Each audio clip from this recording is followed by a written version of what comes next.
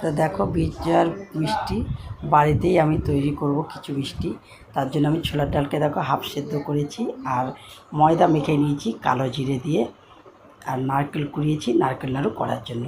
বাড়িতে মিষ্টিটা তৈরি করলে কী হয় জানো, মানে ইচ্ছা খুশি অনেকগুলোই খাওয়া যায়, কিন্তু কিনে এনে কিন্তু অত খাওয়া যায় না। তো যাই হোক, তা আমি করে ফেললাম। দেখো ছোলার ডালকে এবার বেটে ভালো করে মিহি করে বেটে চিনি দিয়ে কড়াতে ভালো করে নেড়েছি, যতক্ষণ না শক্ত হয় জিনিসটা ততক্ষণ আমি নেড়েছি। নাড়ার পরে তারপরে ছাঁচগুলোতে ঘি মাখিয়ে এবার সেই ছোলার ডালকে দিয়ে দেখো আমি ছাঁচের মধ্যে দিয়ে একটা একটা করে মিষ্টি তৈরি করে ফেললাম। হয়ে গেল আমার ছোলার ডালের মিষ্টি। আর করেছি নারকেল নাড়ু আর খাস্তা নিমকি। তা শুভ বিজয়া বন্ধুরা, তোমাদের সবাইকে শুভ বিজয়া জানিয়ে আমি আমার ভিডিওটা শেষ করলাম।